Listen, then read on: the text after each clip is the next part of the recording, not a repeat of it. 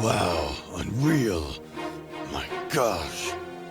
This is amazing! I feel incredible! Yes, yes, yes, yes! I can win! I feel great! I can do this! Ugh.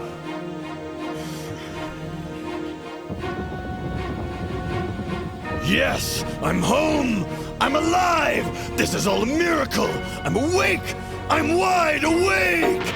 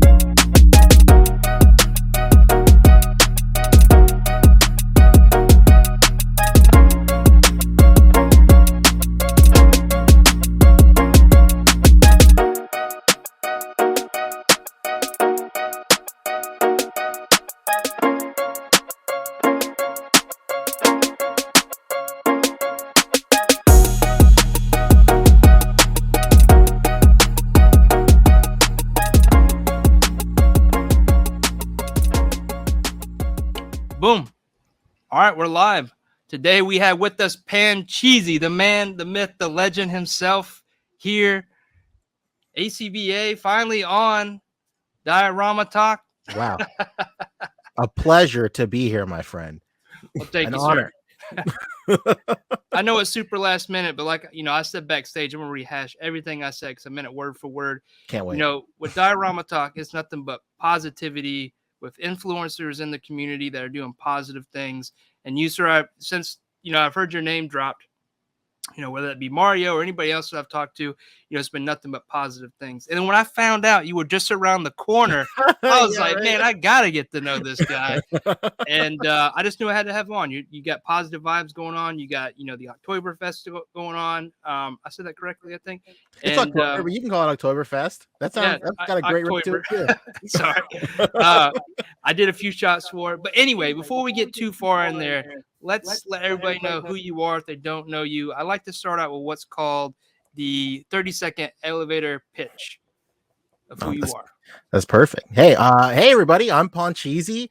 I do action figure photography, toy photography, ACBA, anything under that umbrella. I also am a maker. I do like 3D effects as well as acrylic auras and stuff. And I dabble in diorama making. And then I'm also the podcast producer for the ACBA podcast. And that's basically me, man. That's a full plate, dude. And I love how it's everywhere. You're so talented. It sounds like dioramas, effects. You're producing. Because I was telling you backstage, too, I love the way that the ACBA podcast looks. It looks so well produced. We were talking about how I use StreamYard, and it's so intuitive and easy to use. I'm just focusing on graphics and intros, and it does everything else pretty much for me without having to know OSB. But you've went further, right? You've gotten to know that platform very well and done a stunning piece of, streaming art in a way, if you will. Oh, thanks. That is just, really, really nice. That comes with the territory of being an early adopter. So I remember streaming. Oh my gosh. I remember streaming in 2008. Wow. It was crazy back when Twitch was still Justin TV and stuff. So I had to there was nothing, man, in terms of user friendly stuff. It was all this very rustic type of software for streaming and stuff. So you kind of had to find all these back doors to make stuff look really cool. And I'm kind of an old man about it now. Whereas I was telling you backstage, StreamYard is incredible. But I've just invested so much time into all these other much more not necessarily worse, but less user-friendly tools, I'm like, all right, I'm out. I'm already here, whatever. I'm settled. Right. Like this couch already has an imprint of my butt. I'm just gonna chill here for a while. Nice. Right on. So Oktoberfest is going on. I keep saying fest. Octoyber is going on. I'll try not to do that anymore. It's fine, man. It's an awesome. I did it a few years back, 2019. Nice. Missed last year, but try to do some this year. Obviously, work-life balance. But I got a few shots in the first couple of days. I love how it pushes people, creatively to get out there, especially doing it every day, right? Mm-hmm. And dude, there's been some killer shots from people that I've not seen work in a while. So it's really bringing people out, bringing the new people in. How's that make you feel? You're helping, with the team, the ACBA team, just pioneer all this growth. How's that feel? It feels really great, man. Like, a little bit of history behind Octoyber. Like, so in 2000, so for a while, like, I've participated in like Inktober and stuff. A lot of my friends, my local friends, participate in Inktober as well. I love that movement. It's so incredible. Mm-hmm. And for a while, like I wanted to do stuff for the toy community, like figure photography and stuff. But I mean, like every year I'm not reminded to start something like that until Inktober releases their prompt list. I was like, oh, I wanted to do this. So like in 2019, I was like, all right, cool. We got to like figure something out. So I got my heads together with, the rest of the ACBA team, and we put together this really great prompt list. And it was really cool. Seeing it last year was super cool, or seeing it in 2019 was super cool. And then last year was even better because like it was our second year. And then we saw, more and more people participate. And then this year it's like almost overwhelming. Just because of like how many people are participating. What you just said a moment ago about like seeing artists that you haven't seen post in a while coming back. I think that is one of the highlights of the entire event. Like seeing like some of your favorite artists that you followed for like a super long time that have kind of been out of the game for a little bit, like just kind of like dust off their cameras and like just put out like incredible stuff that like reminds you that like they were at a level years ago that everybody is just catching up to till now. It's like super great. And it's like super cool seeing so many people like get out there and shoot, and just like, the goal of Octoyber is to like build a healthy habit of like setting up displays and take a photo pretty regularly. Cause like I know myself and like a lot of people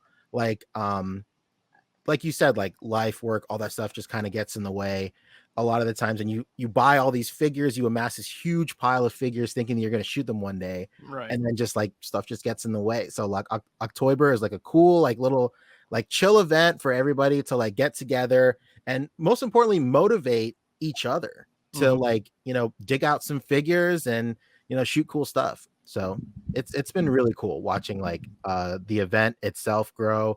And just as importantly, it's been really great seeing people grow through the years of the event too.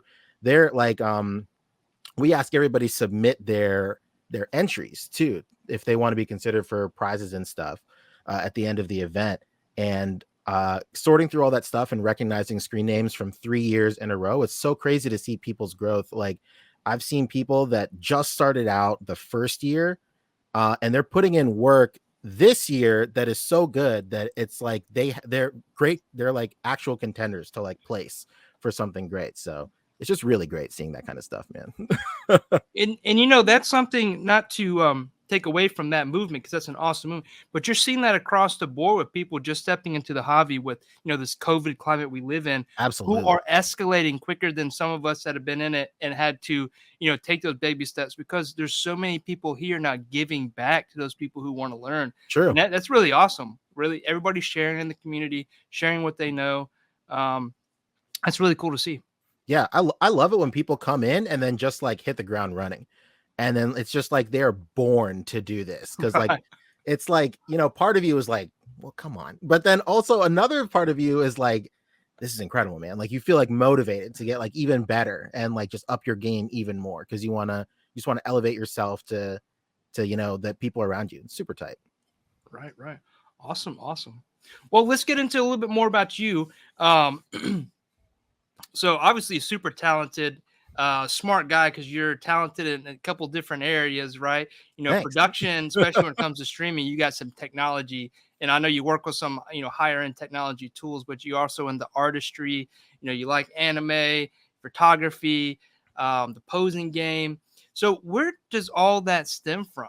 Childhood? I guess I don't know.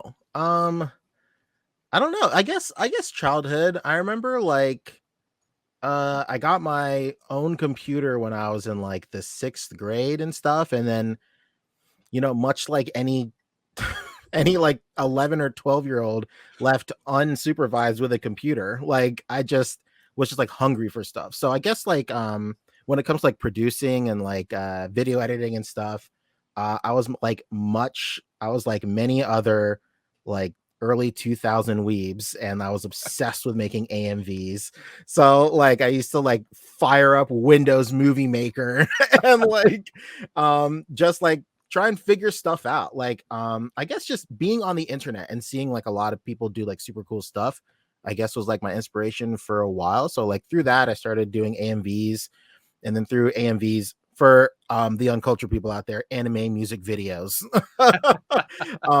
I learned like more and more advanced like video editing techniques and whatnot. And then I'm super into like video game collecting and retro video game collecting too. And then through that community, I learned how to like structure like a web show also. And so that's like my inspiration for like web shows and whatnot. And then of course I got involved with like toy photography and ACBA. And a lot of these ACBA guys have like super great web shows too. Like the ACBA movement started on YouTube. So like it used to be just people like just shooting their displays just like raw, like getting like a Nikon Coolpix or whatever, and then just like hitting record and showing off their displays, and then it evolved into people talking about it. Then that eventually evolved into shows. So like that inspired me to do like stuff like Posing Ain't Easy, which is my show about like just posing figures and whatnot. And then I don't know, man. I guess like yeah, it's all like childhood stuff that like I saw when I was really young. And I think most importantly, it's stuff that I saw that I was real when I was really young, but more importantly, it was produced by just people and not like, big conglomerates. It's not like I mean, of course, like you're inspired by like, stuff you see on TV and movies and whatnot, but I guess like being on the internet at such a young age and seeing content creators put out stuff with their own tools and like just with like, stuff they have around the house and whatnot, not having to have like a huge budget or stuff, just making the tools they have work.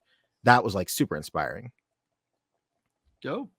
Yeah, it's always interesting to see where people come from. But, us being in the age of the internet, right, we've had whatever we wanted to know almost at our fingertips, right? So whatever our little heart desire, we can go figure out anything about it, right? And it's so interesting to see, because of that, what we geared ourselves towards. And a lot of that does end up stemming from childhood.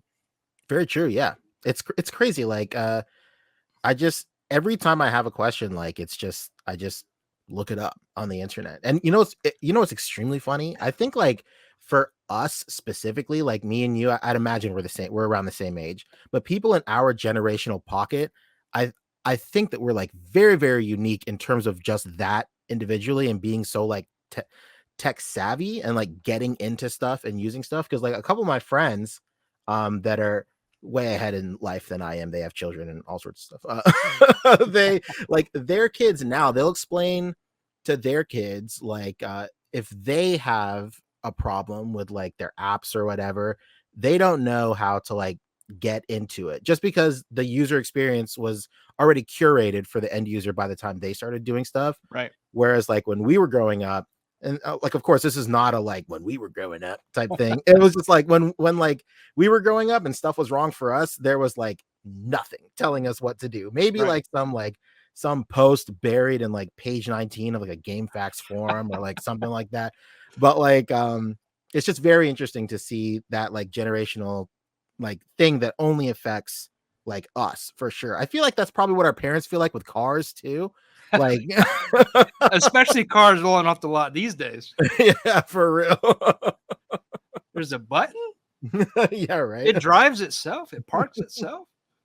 Wait, I got to get a over-the-air update? Yeah, where's the ignition?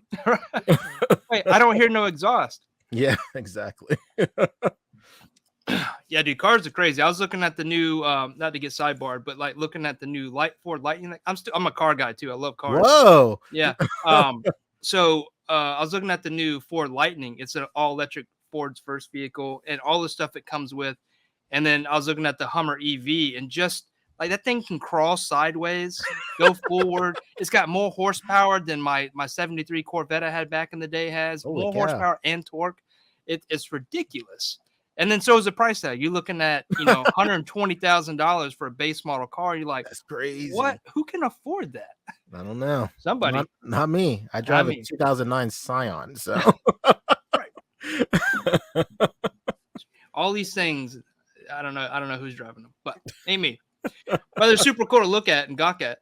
Absolutely. My sister has a pipe dream of getting like a Tesla one day. I mean, Godspeed, dude. Whatever. They better be government issued. We all better have government issued Teslas.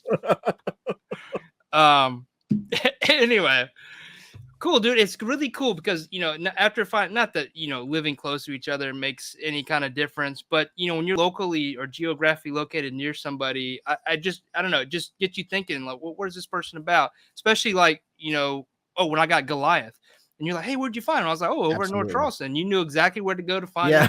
And I hope there was one sitting on the shelf, but it's really cool that now there's other people, obviously toy collectors everywhere, but I don't know as many in the area as I do outside. Sure. Especially go back to the COVID age. Now I'm so like internet focused when I'm talking to people, because even with my job, I'm still remote. I'm still at home. I'm not really seeing people in person. So I've gotten to know people that I would normally only talk to on Instagram or YouTube a whole lot more. And it's just now more efficient to talk to people that way, I guess. I don't know. But it's so interesting now, just the way that like I'm getting to know people and building these relationships with people that I've never seen in person. But it's cool now that like you're here. And if we ever want to get together, have a drink, or even meet with Mike Hamsey, we can do that. It's really cool. Another legend. Right. Yeah, man. He actually helped me find my Turtles in Disguise. Like I was having a hard time. And like we teamed up, we were checking all the ones, we had a section, he had a section, and he ended up being the one to find them. So I've met Mike once, and it was while he was hunting for turtles. So that makes perfect sense to me. Yeah, huge turtle fan and cool guy, really cool guy. I'm glad he was able to help out, because he could have took those and went and scalped them if he wanted to, right? Absolutely. But no, he helped another collector out in the area. So yeah, I think it's like super cool when you find collectors in your area, especially like in, it's pretty common in places like New York and like LA and stuff like that. Like just the amount of like toy community members per square mile there is like so much. So they're bound to like interweave. It's funny on the ACBA podcast or the ACBA Discord, in like some of these toy channels, like so many of these guys live in New York City. So like they'll just we have a hunt channel there, and then these guys will just post like, hey, I'm going to the GameStop here on this street, like, who's going to the GameStop on the other one, and like they'll just all like interweave and like, I don't know, just make some sort of like militia grade plan to like hunt like the newest thing. And I'm like, man, I kind of want that. So it's cool. Divide and conquer. Meet more people in the area. On the flip side of that means there's more competition finding those figures, because there's only so many per store, right? That is very true. Yeah. Now, like when I hear that whenever I meet a new collector in this area, I'm like, all right, tight. Where's your area? So I can like stay away from that one. so I can like lower my expectations of finding what I want there. So true. I feel like we're pretty good though. I mean, targets are a little behind. Obviously, West Coast is going to get away before, but I've had pretty good luck with NECA and a lot of the legends.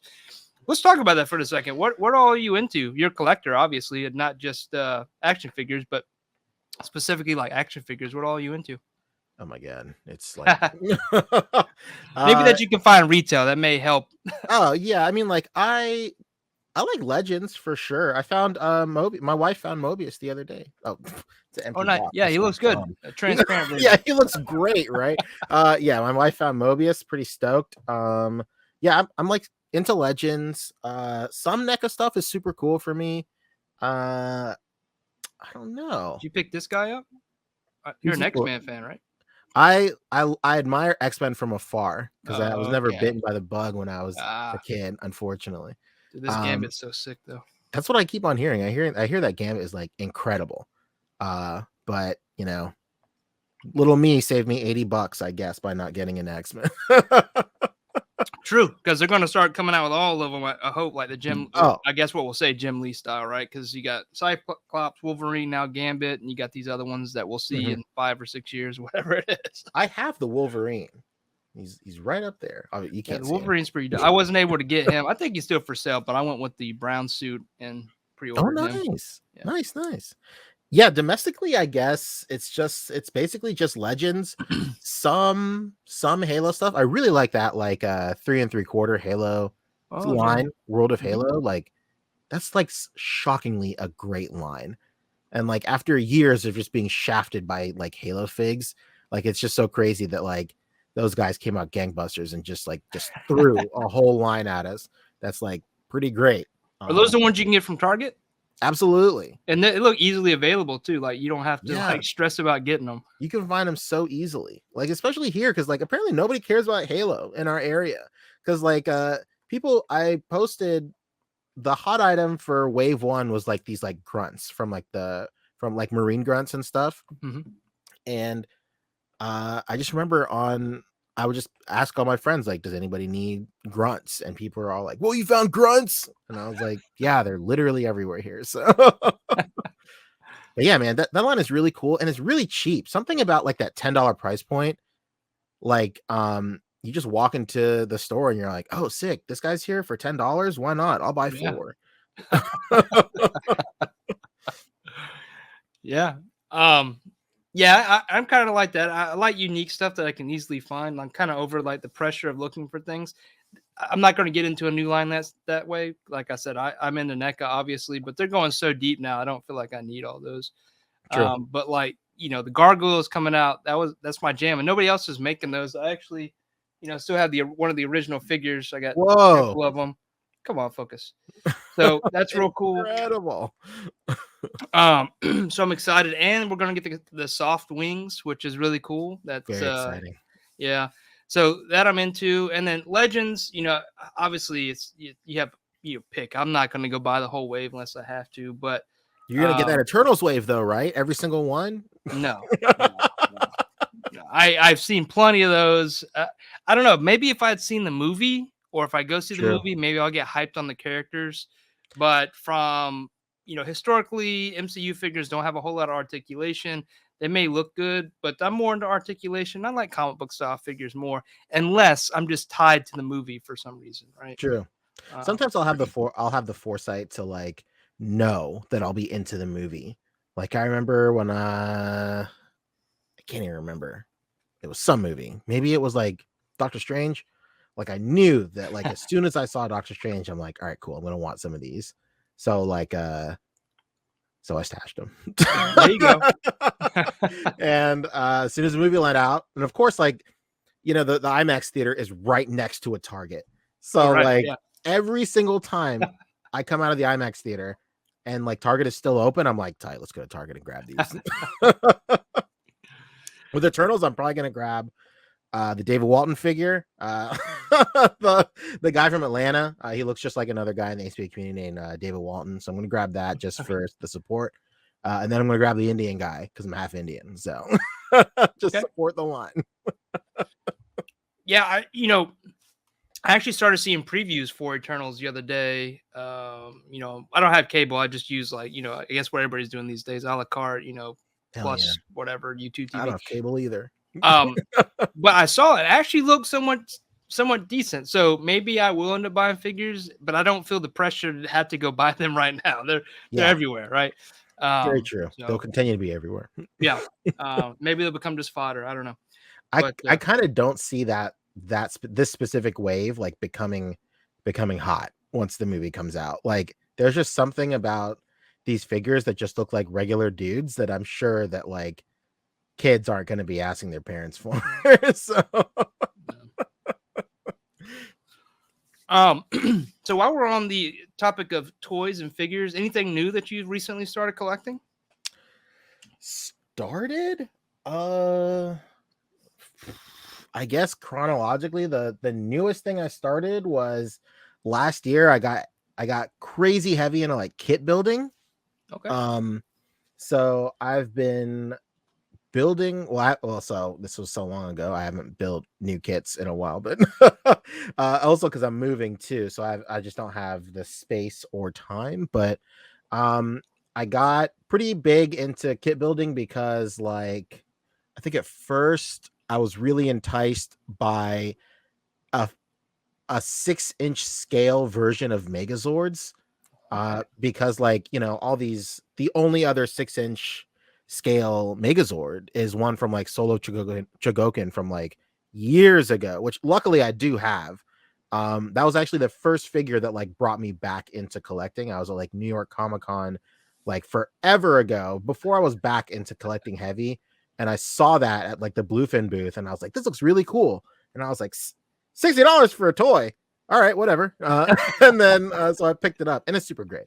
But yeah, there's never really any options for Megazords in that scale. They're usually either like that, you know, the huge like Hasbro type deal, not Hasbro, but like Saban, like old Megazords. Like, they're huge. The articulation sucks. But these kits by Super Minipla are like incredible. Like, the articulation on them is like superb. It's unreal. So I got super into that through Megazords, and then I've just been getting other stuff. I think most of my kits are Megazords, and they have like Mega Man has really great kits too for armors that you never get like figures or anything. So Awesome. That's like my gateway drug into model kit building: Mega Man and Power Rangers. Nice. I'm a Power Rangers fan. Actually, I was doing something about talking to you today. Like, I started, not to change the subject, I'm going to come back to it. But I started drawing again. I draw on the iPad. I saw your helmet. Yeah. And so last night I drew First Form Cell. I forget what we actually call him. Hell yeah. That was to kind of tease that you were coming on, because I know you're a Dragon Ball fan. Nice. Yeah. And it got me into it, dude. And then like 2 days later, I have like 20 new things that I draw. I like hit some kind of like artistic like vein in my head or something. It was like, boom, here's all this stuff. That's the spirit of Inktober coming for you. I don't know if I was like super stressed about something. When I stress, I go to art and drawing because it relaxes me. Oh, but interesting. Anyway, going back to the point of 6-inch figures for Zords, have you looked at Super 7s? Like, I think it's the 3/4 line, but their Zords are like 6 inches. Yeah, it's crazy. Which is really cool. They look highly detailed. The color looks good. Kyle Wadaga, I put a plug in for you. Yoko. Anyway, so Kevin toying around has opened quite a few of those. I'm very enabled, but I've not seen any of them in any of the Targets. I've only seen right? I have the Red Ranger here somewhere, but they look really cool displayed. Anyway, I just wanted to make that comment. Yeah, with that kind of stuff, like, even though the articulation is, I wouldn't even necessarily say lacking, because their whole like deal is to like emulate old toys from like their childhood. So like, even though that the articulation is very accurate to that style, which inherently isn't up to today's standards, like the packaging makes it really great. That's the kind of stuff you just want to like keep on card forever. I actually have I have like SpongeBob ones that I bought forever ago. And like, I bought them to take them out of the package, and I got them, and I'm like, man, I kind of don't even want to. Yeah, they look dope. They're like so great. I'm about to buy a second set just so I can open it. Yeah, they're really cool. Really cool.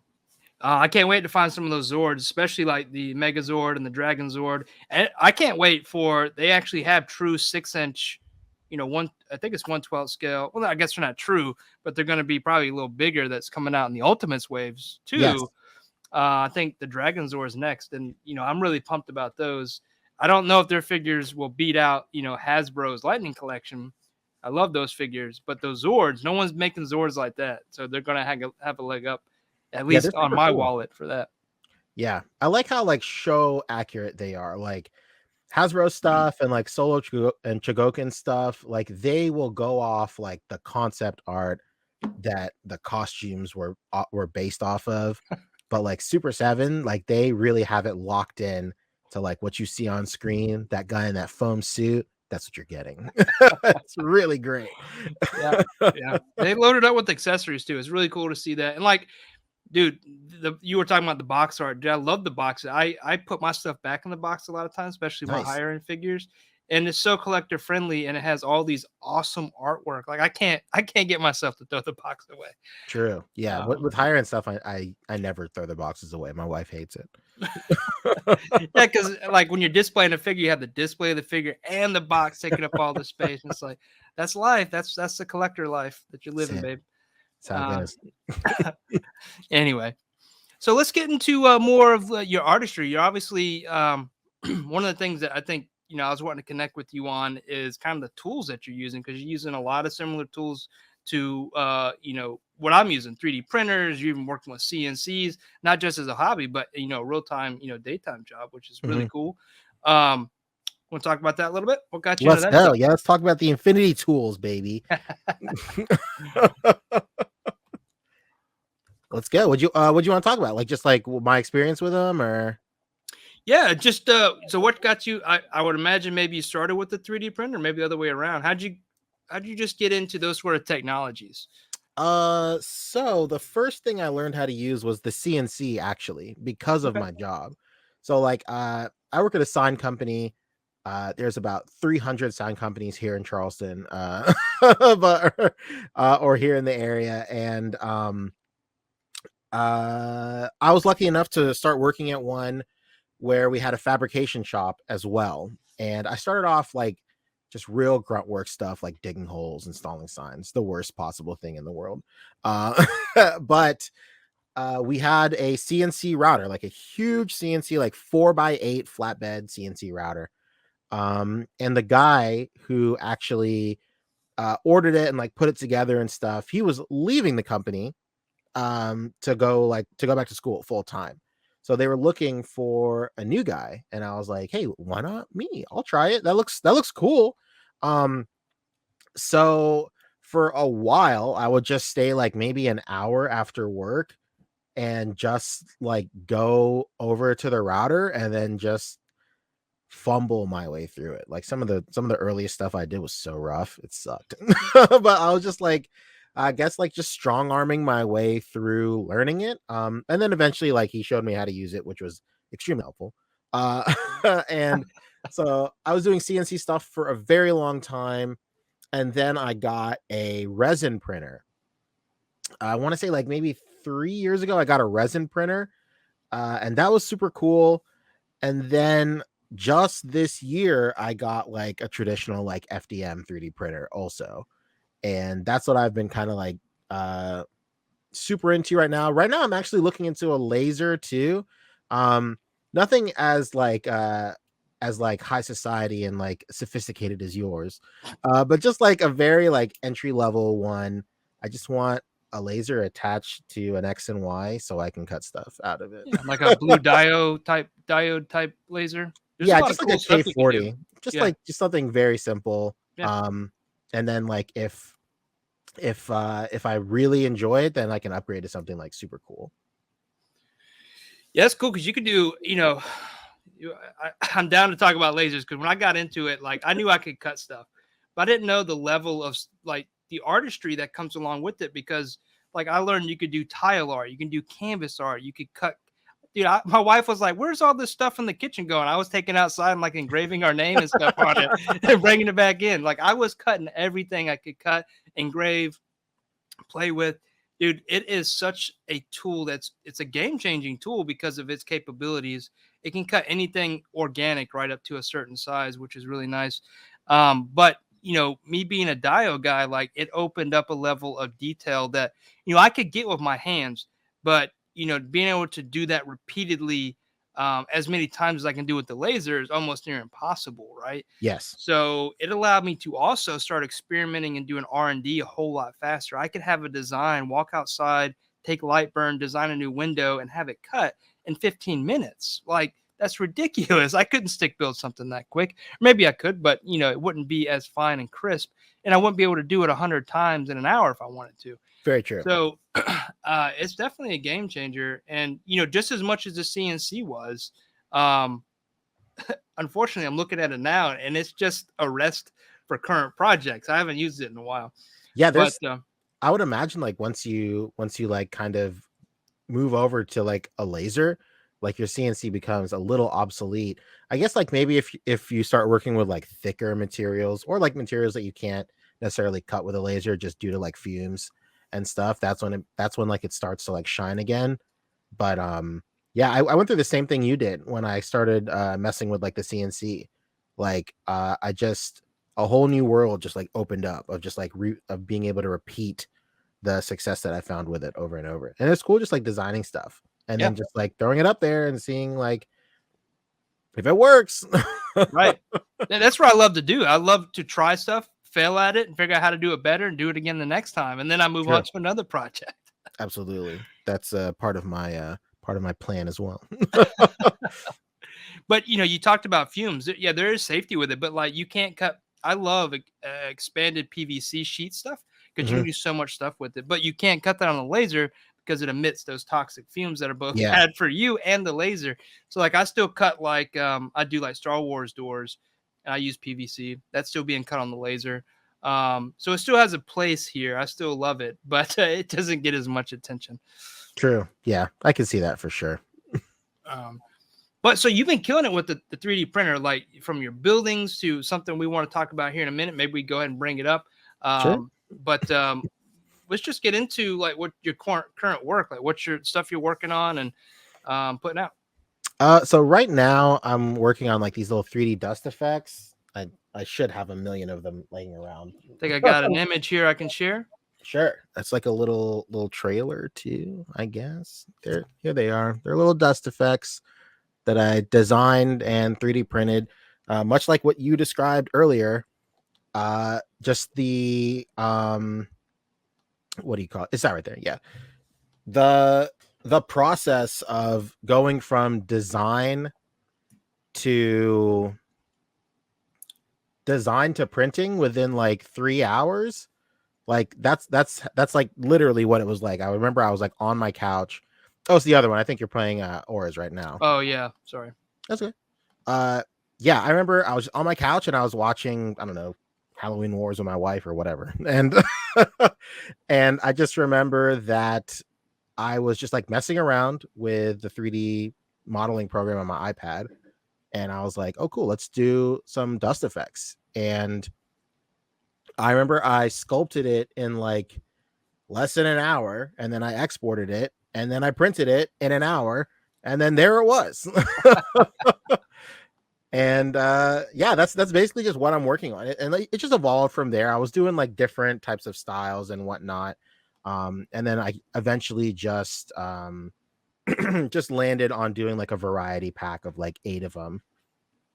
And yeah, I'm selling them now, and they're I'm producing them right now. I have tons produced right now. There's like a cardboard box full of them. I think like I have maybe 25 or 30 sets produced right now. And then I don't know. I can't wait to ship them out, and I can't wait to like see them in like people's photos. Like there's only so much that I have done with them in like the promo art and stuff, but like getting them into other people's hands is like extremely exciting for me because I can't wait to see what people do with it. It's gonna be super cool. Yeah, so a couple things. Just looking at this picture here, I don't even see the FDM lines here, and the painting. I mean, these look like they were molded almost here. These look really good. Oh, thanks. Yeah, this is. I can't take all the credit. This is the most of the credit goes to Textured Paints. So yeah, I really like hit like a great happy medium with what these are. So like them being like dust effects inherently, like throwing like a textured paint on them works really, really well. And like you said, the added benefit of that is you don't even see layer lines once it's painted up, which is crazy. And like there's another photo that shows all of them unpainted, and you can see you can see like the layer lines. They look very 3D printed in those. But the idea for these is like they're just like little like spices that you throw on your photo. Like they're not going to be like in focus all the time. So I tried to emulate that as much in some of these promo images where they're like they're at the very forefront, like right here, they're out of focus and whatnot. They're just like little accent pieces for your like your figure photography. So in that sense, like I hope people like really like just like take these effects and like just run with them. It's gonna be super cool. Sold. I'm gonna get me a set. You get 3 I can of these. drop them off. I don't even have to ship it. There you go. You get 3 of these in the set for $40, guys. Go check them out. You're sitting on this. Oh, sorry. If you go to the other slide, the one before this one, you get 8 in a set for $40. There you go. Hey, there you go. Yeah, and then for 10 more bucks, you can have it processed and painted if you're not a fan, if you like the way it looks painted, and if you want to get rid of layer lines. That's 10 more bucks, baby. And yeah, all you have to do to order is just comment on this little thread right here, and then I'll add you to the list. And that's it. This guy. Seriously though, yeah, I want a set painted. So you have these, you have some already ready to go. Yeah, which is awesome. I have so many. There we go. Yeah. So after the show, I'll hit you up. I'll PayPal you some funds, and I'm gonna get me some little dusties. Yeah, there's a lot. All right, cool. And dude, what we were just talking about, like you had this idea, you go out now, you know, it's interesting. I don't know where you work, but I work out in my garage, and just thinking back to like my childhood, and my stepdad worked on the car in the garage, and the tools we had then compared to like the tools that we are working with now, it's so evolved in a way that never would have thought about. It's really interesting. Yeah, for sure. Like just the idea of having an idea and then just manifesting it within half a day is like incredible. Incredible world to live in. And and the next 5-10 years is going to be crazy too, because the evolution of technology is just changing so rapidly as well. It's really cool. Yeah, it's funny. I was actually just talking about. I was talking with my wife earlier this week. We were going through like my Amazon, like some of my Amazon lists, because I've been putting stuff up on my Amazon list for like the new apartment. And there is a 3D printer that I've had on there for years. And when I first added it, it was like $4,000, and it's $300 now. Wow. So it's like, it's crazy just how fast this specific like technology has like evolved. It's super crazy. I remember like I was really into cosplay like in like 2013 or something like that. Back when like my sister was living with me too, and like we were really thinking about investing into like a 3D printer back then, even just for like small like cosplay props and stuff. And I was like, man, that sounds really cool, but I don't know if I want to drop like $4,000 on a 3D printer. But yo, look at this now. Oh, little Dusties. I'm gonna buy a set. All you guys should go check him out. He's got something ready to go. They're dope. Get it in your photos. Just those extra details just always make your photos stand out. And that's what's always attracted me to, like, before I really knew toy photography, like looking at, you know, the ACBA guys and how they're taking photos, like especially tangibly, right? I think that's a big thing, is like all these things that they're setting up. Sometimes what was the one? I don't know if it was a few years ago. Boog did one where it was like Spider-Man jumping forward, and this room was just turning sideways with stuff going everywhere. And you look at it, you're like, that's Photoshop. Then you look at it, I think he did behind the scenes. There's all these wires holding stuff. It's all completely tangible. Just blew my mind. I was like, that's the level I want to be, because Photoshop is a skill, right? You can use that, but you shouldn't be Photoshopping everything into it, right? There should be some reality there when it comes to lighting or objects actually being there. And the Photoshop should be there to clear things up, or, you know, change the hue or color or whatever, right? Not add stuff in. But anyway, that's really cool. So I guess we could switch to a little bit of the photography aspect of it, right? Because your photos are amazing and your displaying is amazing. Oh, thanks. Let's talk how you got into that. Oh, sure. How did I get into figure photography? I don't know. It's so long ago. I'm sure I've told this story before, but it like as the years go by, it's just like longer and longer. So I kind of forgot. I don't know. I think I want to say it was because I started collecting. I'm almost certain it's because I started collecting Dragon Ball SH figure arts. I think I started collecting that the year after that line debuted. And I got like really heavy into that line. That's like my main line right now. So like that is the only line that I care about like 100%ing. So like I'm at a point like I love Dragon Ball already. So like there was never a question if I would ever skip a release. But now it's gotten to the point where like I am like financially and morally obligated to buy every single one that comes out now, just for my own like mental health of having a complete line. So and they're going deep. They're going real deep. It is truly the golden age for that Yeah. line. I never would have thought in a million years that we would be at a point where they're releasing like a Zarbon and Dodoria. Like that's incredible. I love it. But I got like super into collecting that, and I was back into collecting like legends and stuff like that too. But I remember going on Instagram, and then I was on Instagram originally sharing like video game stuff and like the retro community and whatnot.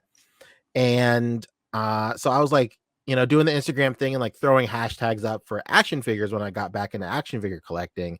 And then through Instagram, I found the toy photography community on Instagram. And that like just blew my mind that and like the kind of stuff people were doing.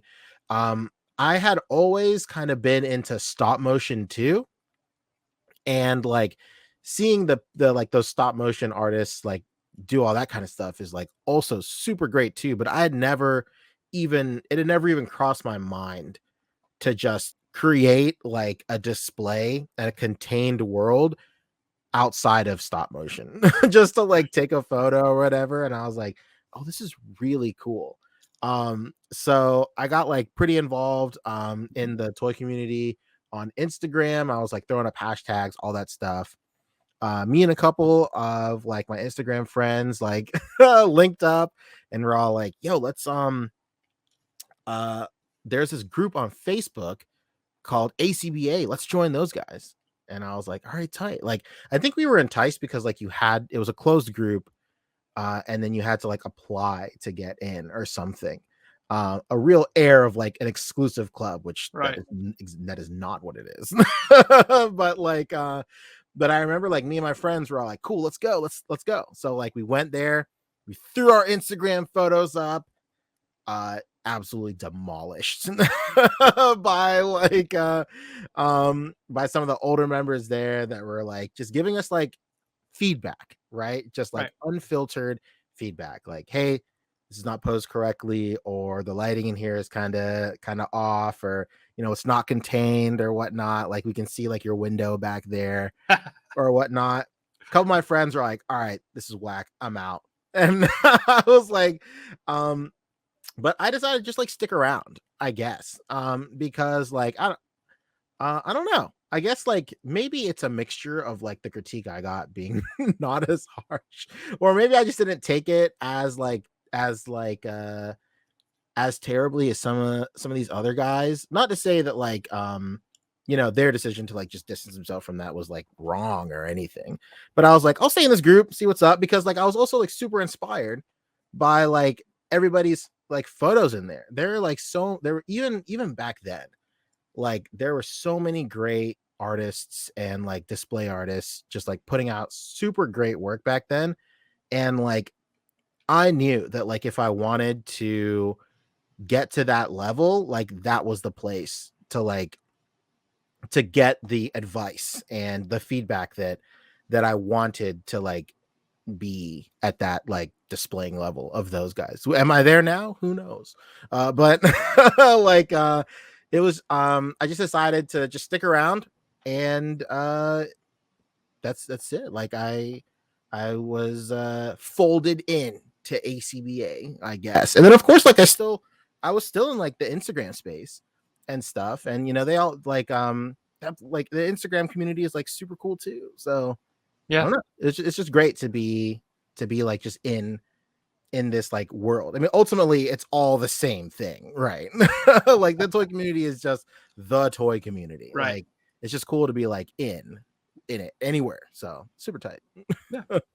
You know, there's going to be natural people are going to, if you are at a party, there's going to be natural groups of people that, you know, get together and stuff like that, but it's still a party, right? That doesn't mean there's a whole bunch of little parties, which is really cool. I've always been fascinated, you know, by, you know, the structure behind ACBA, the way they help people out. You know, they do promote that progression, right? That, you know, to get better, you know, and it's very good. The culture behind it to help people grow, you know, point out things that, you know, maybe some people do take, but it's those hard conversations. Hey, if you want to take it to the next level, these are the things that you should work on. You know, a lot of people shy away from that. Some people even are shy enough not to say it because they don't want to hurt somebody's feelings. So it's good to be able to get that level of, well, I'm just say criticism, but you got to be able to take it, right? And I think that's what people now know. If you're going to go post a photo on ACBA, you better have it ready to go, or you're going to get feedback on your photo, right?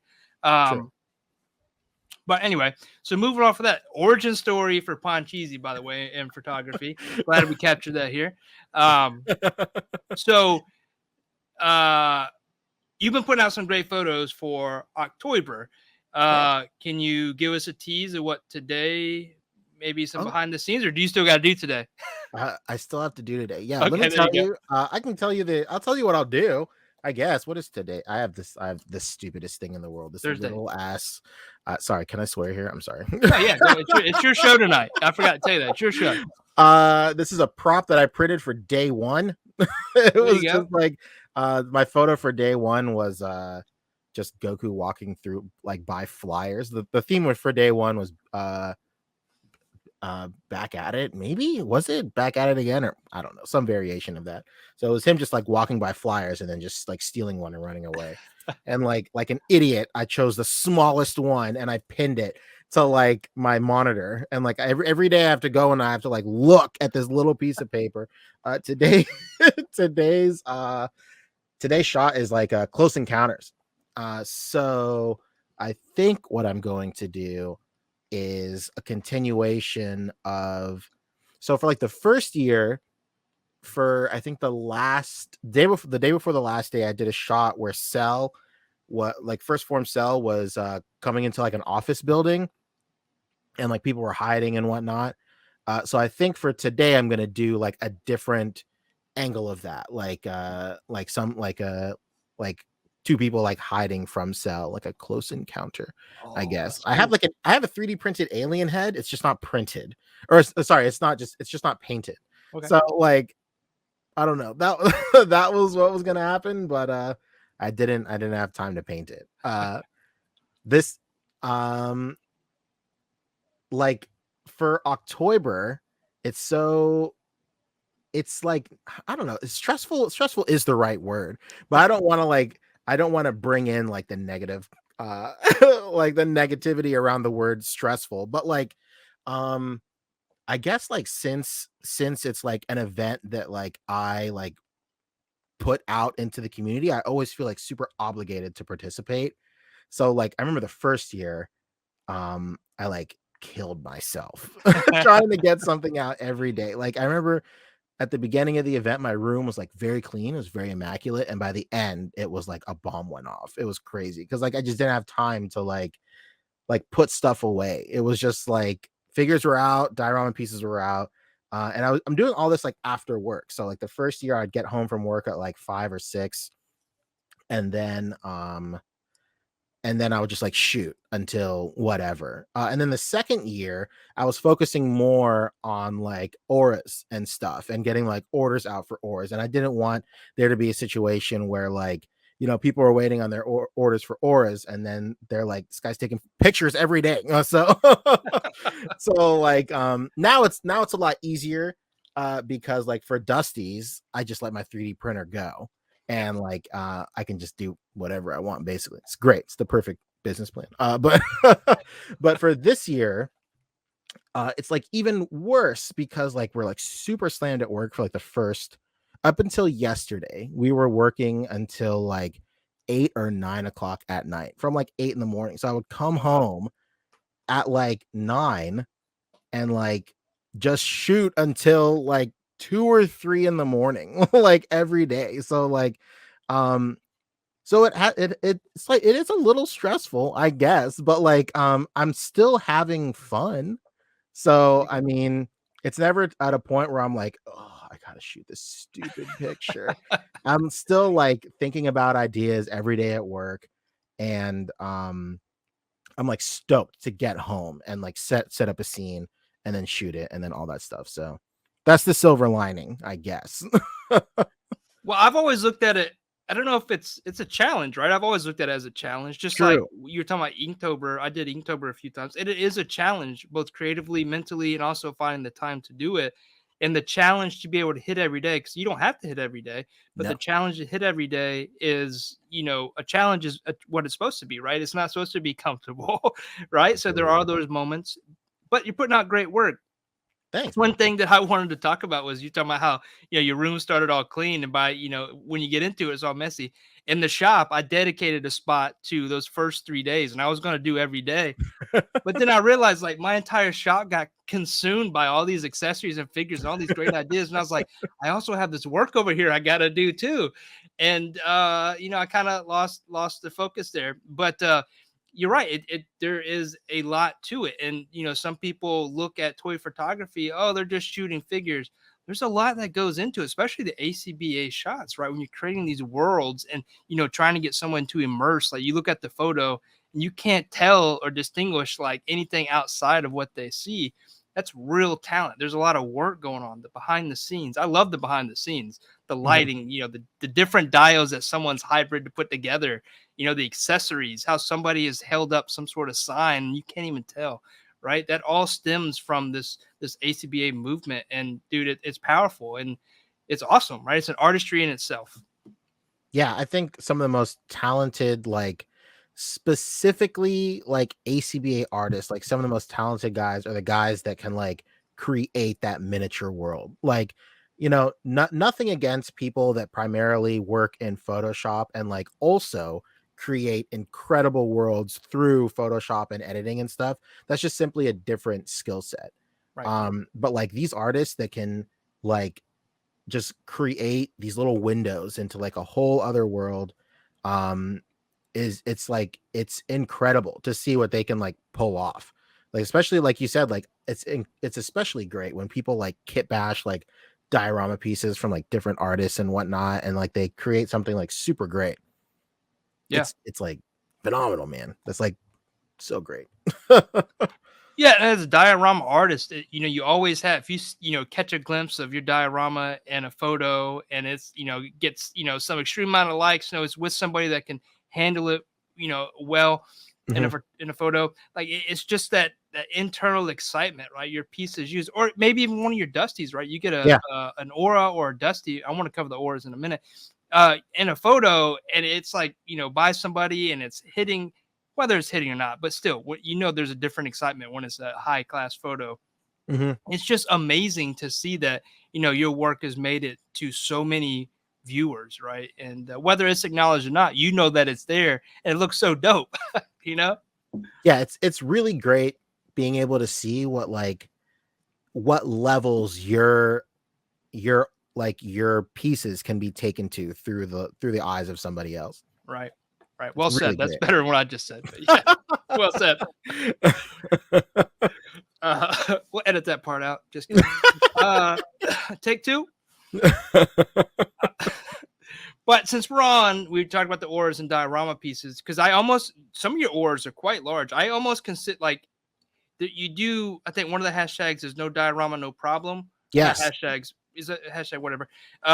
But an aura can almost be, I don't want to say diorama, but it's a piece in itself where you don't even need a diorama, right? You got a white hot in that piece or a background that's blurred out in that piece, and you're ready to go.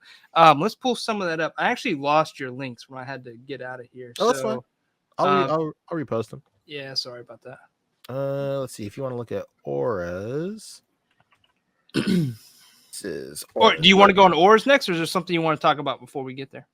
Oh, whatever you wanted to talk about. It's your show tonight. No, I'm just kidding. I thought we were talking auras, I guess. Yeah, auras. Let's go. All right, cool. All right. This time I'm not going to share a screen how I did last time.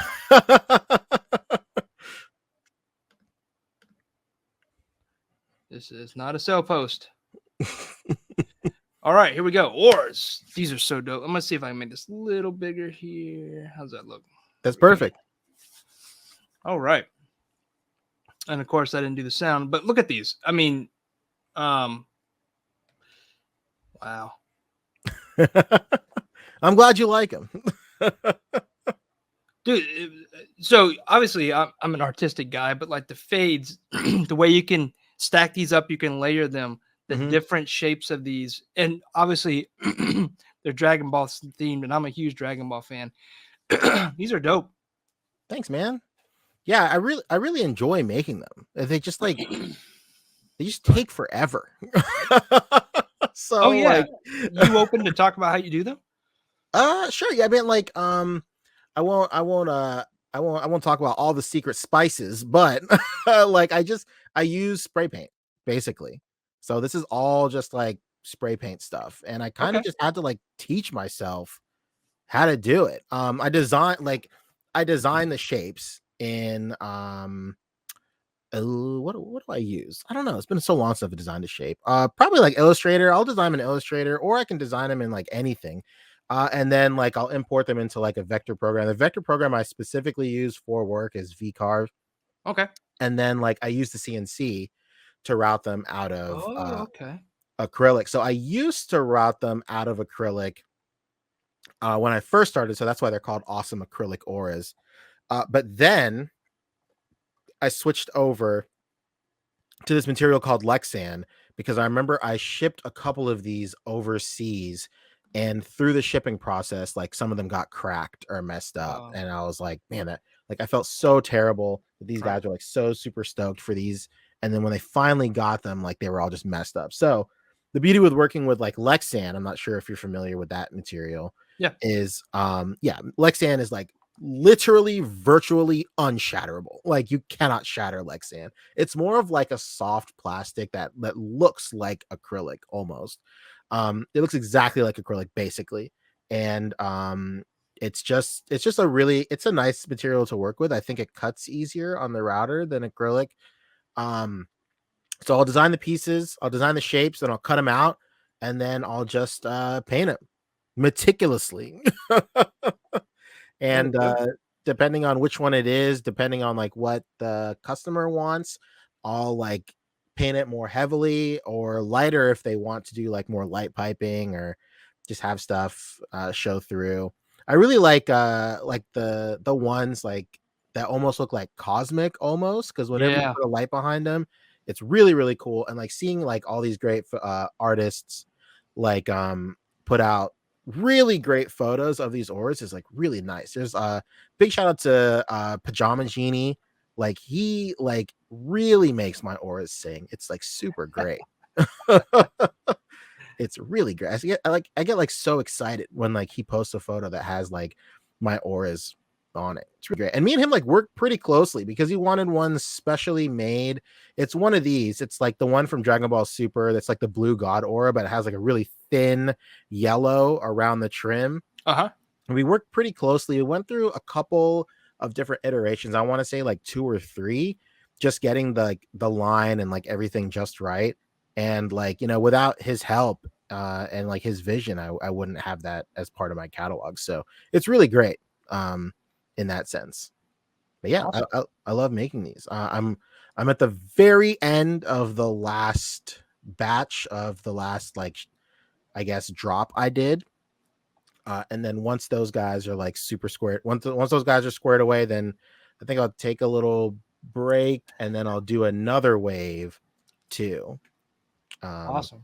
But we'll see. I'm glad you like these, man. Oh yeah, they're dope. I mean, there's not a lot of, unless you're gonna get Tamashi ones, which don't come off as vibrant or have all these color combinations. Mhm. You don't really have too many other options unless you find a maker like yourself. But I've not seen any other ones, so I'm gonna have to jump in on your next wave. Hopefully, for there's a sure. post. I'm gonna jump in because these are dope. How do they stand up? Are they just thick enough to stand on their own, or is there actually like a little stand behind them? There's a stand behind them for Okay. sure. It's people call them the Avengers stand because it looks like the Avengers A. Okay. It's A for acrylic auras, but sure, whatever floats your boat, man. But yeah, it's just like a little A that like attaches to the back, and it Awesome. sits at like a little bit of an angle. So yeah, I've seen other people do these, but like they're made out of like very thin acrylic that can like bend and stuff. Those are super great too. But they print them. And like they design the stuff, and those look incredible too. It's just different than mine. Like I think mine stand out because like they're hand painted, and those guys, their stuff stands out because like they're very meticulously designed on like Illustrator and whatnot, and they look like crazy show accurate. So Right. there's definitely space in the market for everybody to definitely like throw their hat into the ring, because like I mean Dragon Ball is such a huge phenomenon. Like there's space at the table for everybody, I think. But if you want these guys, True. you only get them from PanCheezey. Absolutely. If you want a hand painted, customized, unique aura, then come to me, baby. No two auras are exactly the same. Yours will be unique. Dope. Yeah, I love the artistry behind them.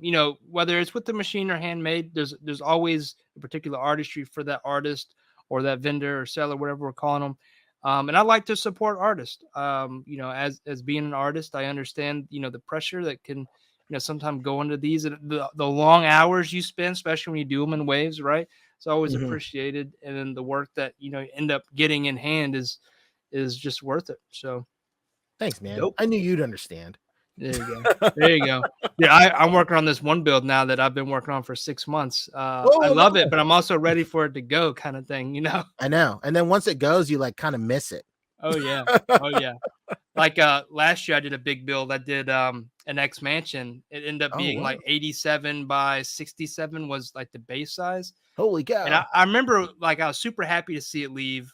Once you build something that way, you don't think about the shipping. And I had to put it on a pallet and take it to an 18, like a terminal here in Charleston. An 18-wheeler took it to the customer. But I never saw it again. It went out of this country to somebody else who put it in their display, but I don't see it anymore. And it's like, man, that's a lot of work. So all I have is the pictures that I took. So it's kind of sad. It's bittersweet whenever it leaves, but then you never see it again, right?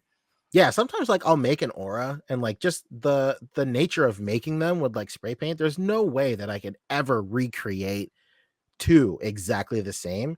Sometimes like I'll make one and like I'll do like the little peel reveal on like my Instagram stories, and I'm like, this looks so good. Should I just make another one and give them that one? Like so I know exactly how you feel, man.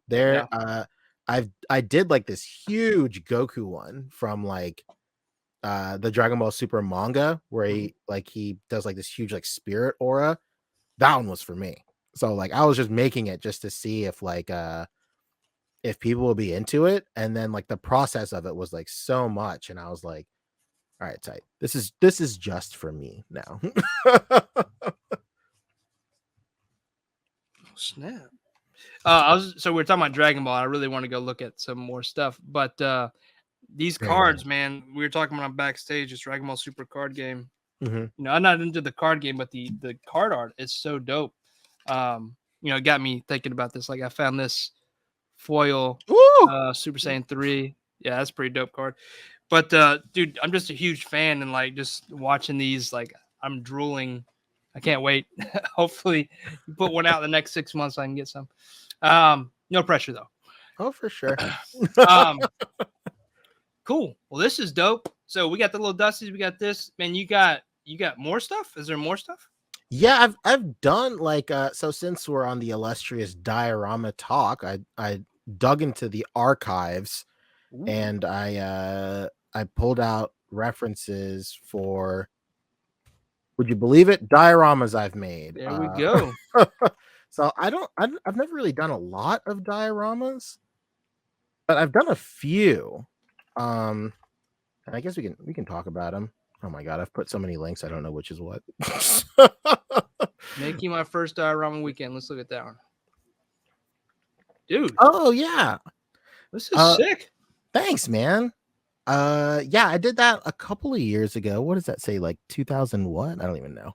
Like 2018. Yeah. So that was like my first like industrial building diorama that I made. And this specifically stemmed out of 5 o'clock traffic being an absolute nightmare on the street adjacent to my job. So like we would get off at 5 and I'm like, dude, there's no way I'm sitting in traffic for like an hour. So like for a while, I think that whole like summer or like fall, winter, whatever it was, September, like for like a while, I would just stay at my shop for like an hour and then just like experiment with different stuff. And I primarily shoot like a lot of Dragon Ball. And so I never really had the motivation or need to do like an industrial, like urban type of diorama piece before. But I was like, all right, well, I'll try one just for fun. Like if anything, I could do like Future Trunk stuff or Android or whatever. So yeah, I just looked at like other diorama artists and like other stuff. I think there's like a sister group for ACBA called Diostructure. So I thumbed through there and like I just like I said early in the show, I just got inspired and then just decided to just make something. And we had a bunch of this leftover wood too. Oh my gosh, I think that was another reason. Like we had a bunch of this like leftover 1/2-inch plywood, and it was like cut up in these really small planks for some job we did. And at the time, my office was getting framed out in my shop, and like I was just staring at like what do you call them? Like the studs, like the framed out studs of like my office, and I was like, I'm just gonna make one of these. Let's go. So that was like my inspiration for making this like unfinished building type of deal. No, it's cool because you don't see this a lot with dioramas. Is like the exposed walls, kind of in progress, type, and it looks so good. I'm noticing some of the cuts on the foam. Did you use the CNC on the foam? I did. I used the CNC on the foam. Yeah, you were doing this years before I even thought about it. Well, I like, of course, like complete amateur. Like we never cut foam on the CNC, right? For jobs. So like I have like settings dialed in for PVC, acrylic, wood, like Gatorplast or whatever. There's no setting for foam. So I was all like, okay, foam's pretty soft. I guess I'll use like PVC. That's about the softest thing we had. It was like so lightning fast that like how fast that spindle was spinning that like it just melted the PVC onto the bit. Yeah. So like so it was just like the melted bits of PVC making the cuts for like a lot of these. And I remember like right after, there were only a couple of people doing diorama stuff with CNCs at that time, and I hit every single one of them up, and I was like, hey man, what are your settings for foam? And then like I guess at that time it was like a pretty closely guarded secret, and everybody's like, well, you just cut it. And I was like, all right, I get it, you don't want to share, it's fine. Right.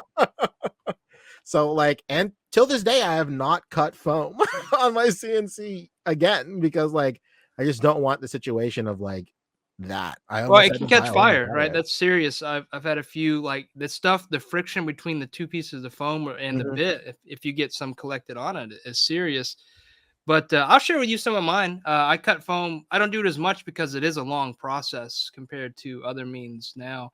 But there's still reasons to. Like I was cutting foam, and like you were thinking, like you would think it's foam. It's pretty weak, but dude, I've snapped so many bits on foam, and it's ridiculous. Whoa, like, really? It's foam.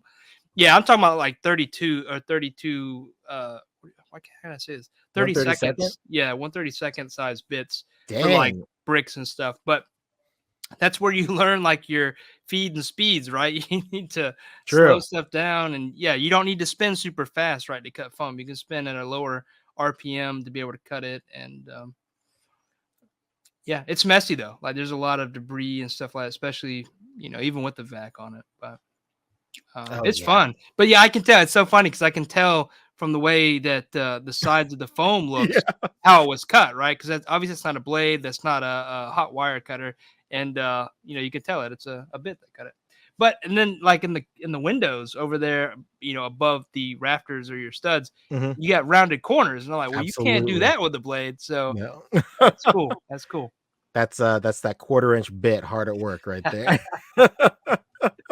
Awesome. This is dope. So how far did you take this piece? I finished it. So I don't have any photos of it like completely finished and painted. But you can like, if you like, you can scroll through like my feed, and like they are like yesterday's photo was taken in it. Like I use pieces of it like so you kept this yourself. This is your personal diorama. Oh, this is for me, baby. I've never sold a diorama. Okay. Like people have inquired. So I think that's like my biggest maybe weakness, I guess. I don't know. Like people, like I keep to myself so much when it comes to like being like a maker or whatever. So like I never know how to price this stuff. So like people will like ask me to make something and I don't know how to price it, and then it kind of just like dwindles off. And then there's also like that little like thing in your brain where it's like, nah, dude, this is mine. I want to I want the only one, right? Like I can't be the only one that thinks like that. But yeah, I finished it all the way, and it's painted up. I routed like like little so there's like pieces of it every once in a while. Like those are like the wood, and I'll just like assemble them in different ways and whatnot. And I'll use like the walls and stuff for background for a lot. But yeah, man, I like finished a little it. mister there. Yeah, it's just water. I was talking to my good friend Bjorn Going Geek on Instagram. He was like, what? Like he was like asking like our group chat, like, I need help with like a fog machine. Like I need a fog machine. I need to like step it up. I need to do all this stuff. Like what fog machines does everybody use? And I was like, bro, just get a water mister, dude. Like get a water mister and like set your shutter speed a little slow, and then you'll get rolling fog. It's like incredible. It's really great. And then you don't have to really, because I remember during the first Octoyber, I had like my Halloween Express fog machine out, and I was just like probably like the beginnings of some long-term effects, I don't know, probably were happening like every single day. Puts out way too much, right? It's too much for a photo. Yeah. And so like my room was like covered in fog for like the entirety of October 2019. Like a high movie. Crazy, right? So like I was like, there's got to be a better way, right? So so luckily like this little mister thing like worked out. It worked right out, man. It's super great. Yeah, that's dope. I'm gonna have to look for one of those. For a long time I used my children, they had those little vapor systems, and I was connecting a hose to it, and it was just enough to capture what you needed, like the atmosphere, right? Not too heavy. But I ran into that same problem. I was choking myself out because I suck at taking photos. So like out of 1,000, one may be good. So I'm getting like 1,000 puffs of full blown right fog juice, man. I was like dying. Anyway, dope. Here's some shots. I missed out on this figure. That's a dope figure. You've been printing like crazy, by the way. Oh yeah. Like, thank you, man. Yeah, I just printed out I've wanted like a little kaiju city for forever, dude. Like, I've just never had the means. Like, I mean, like Tommy Tech makes like tons of buildings and whatever, but like, it's so hard unless you're like really into that. Like, I kind of just like dabble in like kaiju photography and like, super robot photography and stuff. So like, if you're not like, tuned into that world, the idea of spending like $20 or $30 on a single Tommy Tech building is like a little is a little intimidating, but like I'd imagine just like everything else, once you start, that's it. Yeah, you're a collector now. I collect small buildings. True. So like as soon as I got like that was like my main thing for wanting to get an FDM printer, because like you can print this stuff out like on what do you call it? On a resin printer, but like my print bed was so small on like my little resin printer, and like I don't want to like spend, you know, hours on a resin printer built like printing a tall building, and I can only just do like one at a time. So like the FDM was like my like the push I needed. And like as soon as I got my FDM, the first thing I was doing was just buildings. So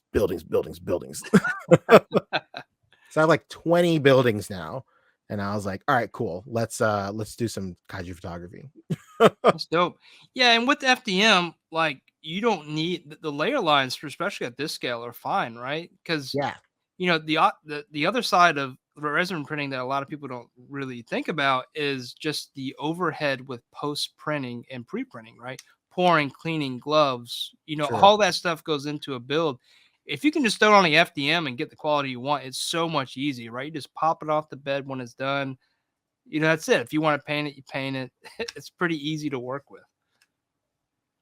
Very true, man. Like you know, it's so funny. Like I remember maybe last year or something, some people were like hitting me up when I was like sharing a lot of stories of like my resin printer and whatnot. People were like hitting me up asking me to print them like replacement parts for like figures.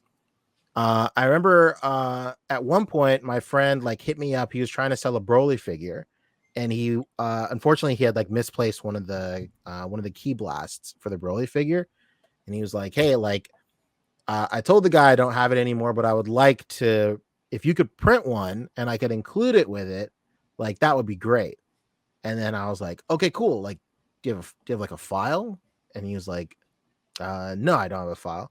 And I was like, all right, cool. Do you know if there's a file like available out there? He's like, I don't know. I don't know anything about 3D printing. And then so like that is just like the everyman's way of like thinking about 3D printing. Like they just like a lot of people just think that you can just print anything, but like there's a whole separate world of like sourcing the files. If you can't source it, then you have to sculpt it yourself, and then even after you do all of that, there's like prepping the files, especially for resin, because you have to prep all the supports and all that, then you print all that nonsense, and then you have to like clean up the supports and you have to cure it and then all that stuff. And like, you know, those are all like obstacles and stuff that exists only in our minds, like only like people like us know about that. And it's at no fault to anybody like who doesn't dabble in 3D printing for not knowing that stuff, because how could anybody expect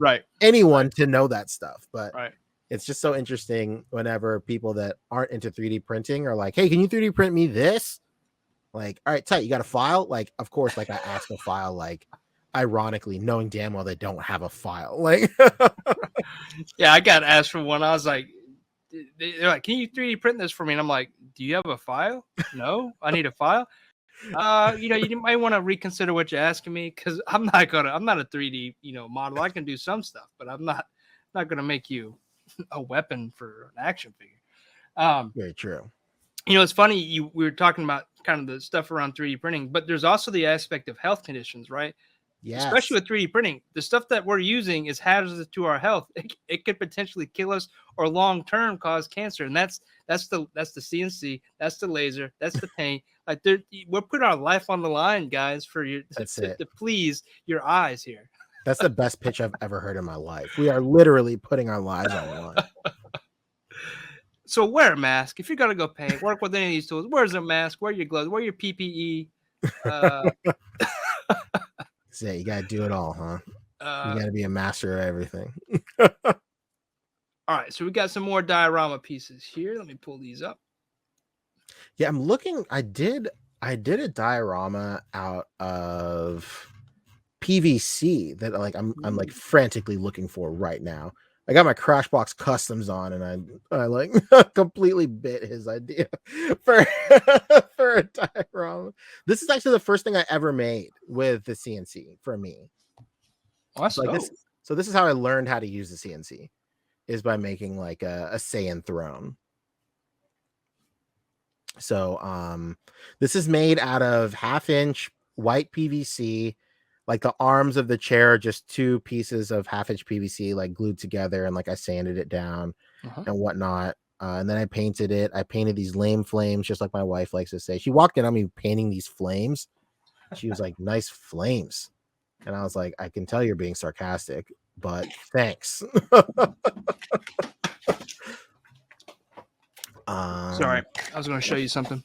Let's go. Let's go. What are you showing? So you got a throne there. I remember 3 or 4 years ago, I did this. I was like, oh, I want to do a Saiyan pod, right? This is for I think they had Saiyan pods, but they're too expensive. So I attempted one, and man, it's freaking terrible. But there's nice. Vegeta, he died in there. He gets a crash. But dude, it's short. So rough. But I what inspired me to show you was your throne, because I had made a little. Oh, cool. Saiyan seat. Now this is all hand done. This is all pour, when I was first trying to do stuff. But you learn from your failures, right? And you take stuff to the next level. Foam was not the way to do a Saiyan pod. I found that out. But there you go. That's not that turned out pretty good. Like it'll do for like some background photography stuff. But I actually never used it in any photos. We were talking about it earlier. You buy toys with the intentions of taking these great photos, and then I build stuff for the intention of making great photos, and then I just end up selling it or just trashing it. Yeah, that's the vicious cycle, huh? Well, this is dope. Yeah. Thank you, man. The flames are painted on? Yeah, I painted those for sure. Wow. Through all the ridicule, I painted them. Yes. Ridicule? Yeah, my wife was like making fun of me when I was painting those. When I was painting those. Oh, okay. Flames. Right. She was like, "Those flames look really lame," and I was like, "Well, I don't know what to tell you, dude. That's how it looks in the show, man. Blame Akira Toriyama or the guys at Toei. I don't know." What used to kill me? Depending on the episode you're watching, it'd be drawn so well, and the next one would be like, and it's like a peak moment for the story, and it's like the worst drawn episode. And you're like, oh, come on. I know. Like you can always tell when like something extremely dope is about to happen, because for the last 5 minutes it's drawn by the best studio possible, and then the whole next episode where all the actual fighting happens, like the transformation is like immaculate, and then the fighting happens and it's like like Microsoft Paint or something. We must be talking about the Awakening episodes. Absolutely. I loved it as a kid, though. That my hair was like standing on end, and like I knew it was coming.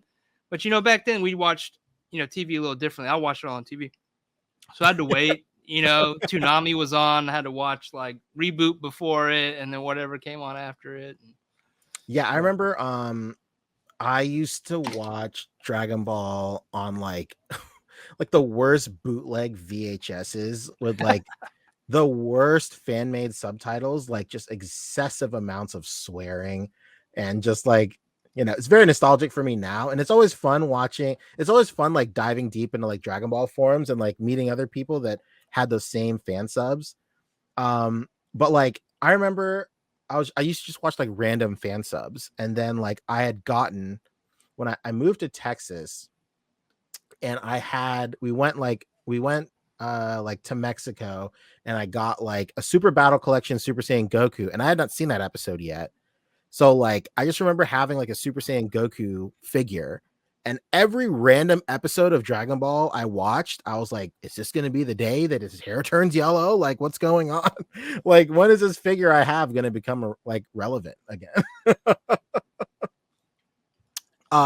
This picture right here, it's just for the bottom. Like I made like the floor here, and this is out of Gator Plast. I think I recommended Gator Plast to you in one of your streams. I think. Yep.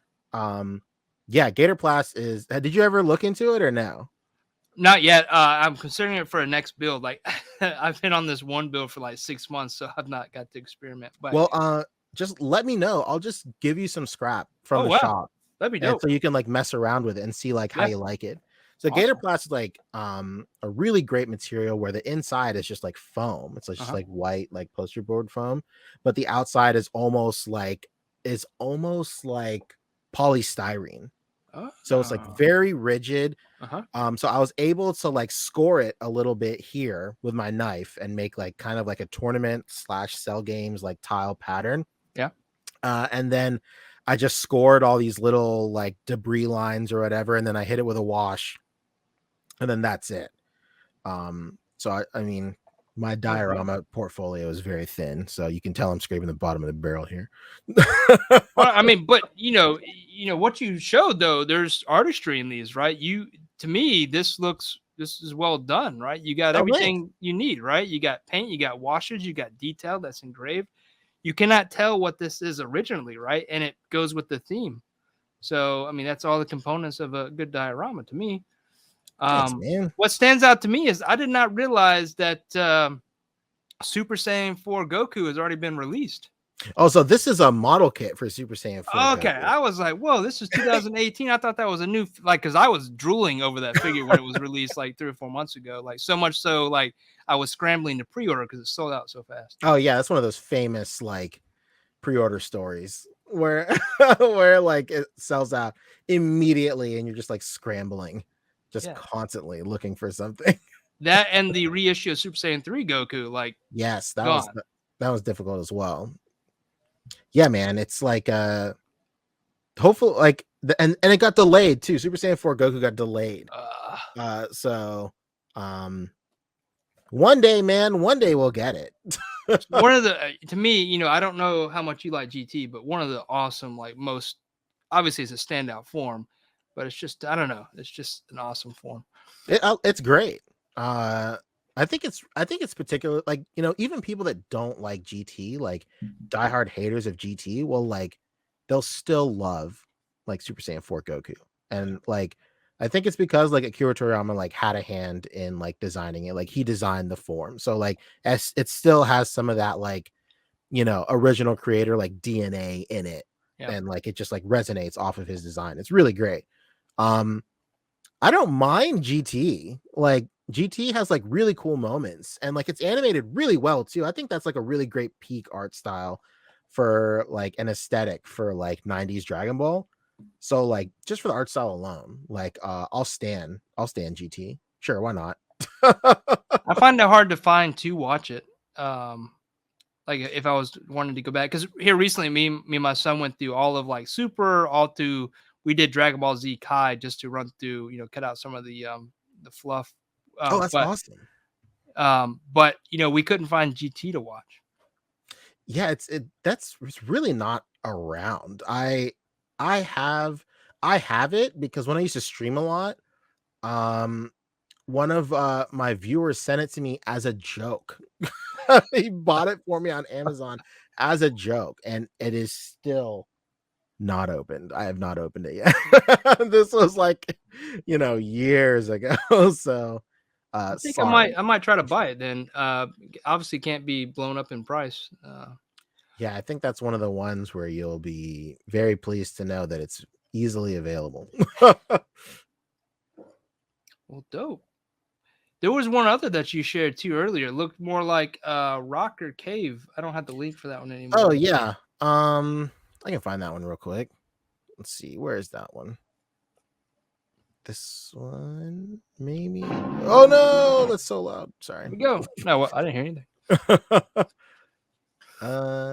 Yes, it's this right here. Oh, crud. Which one is it? TJ. Maybe this one. Okay, cool. So it's these next two. I'm gonna pop in here. And then I found that one that I made out of PVC too. I'll link that in a second.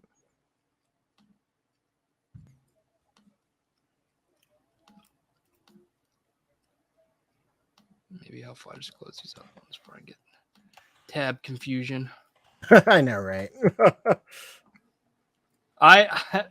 So my day job, I sit at a computer all day. I manage a team of DevOps engineers for like some large applications that run in the cloud. And so I sit at a computer all day, dude. Sometimes I'll have like 20 Chrome tabs up, and it's ridiculous. Like I don't want to lose that. Why is Google have 20 gigs of memory? I know, right? I'm the same way. Like I'll have like tons of tabs open, just if like when I'm shopping, right? Like I'll just have like tons. Do you use one tab on Chrome? No, I do not. Probably should. One tab is incredible because it'll take every tab that you have open, it'll condense it into one tab full of hyperlinks to all your tabs that were open at that time. Bro, I gotta try that out. Yeah, and it'll save every session you have that you choose a one tab. So like I have one tabs from like from December of 2019 open, from like like weird 360 games I was thinking about buying on on GameStop.com. But this was the first diorama that I ever made. Oh, all right. True origin story with dioramas here. True. Yeah, right. I guess so. Yeah, this was the first one I made. This all handmade, in case you can't tell by the like the absurd amount of amateur cuts here. But yeah, I remember I had made this specifically for Photo Combat, which is a like another competition that ACBA does, because I wanted, like, you needed a diorama to compete in that one. So I made this for Photo Combat, and I think, like, I don't know what it was, like back then, like in 2014, like I couldn't find pink foam at like Home Depot anywhere in our city. I don't know what it was. Maybe maybe it was like, and it was December, so like we should have had some, but like I just couldn't find any. So like I think this was the year that like I drove up to New York and I met like Boog and all the ACBA guys. And because of that, on the way back, I stopped in like I don't even know where I stopped. I stopped in like, I don't know, some Home Depot out there, and like they just had tons of it. So like we cut down maybe like 3 or 4 4x8 sheets of foam, and they were just like stacked in the back of my stupid Scion XD.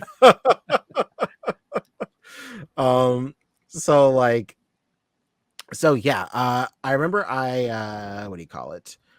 I crossed state lines to get this thing made, and I just very similar to like the story I shared earlier.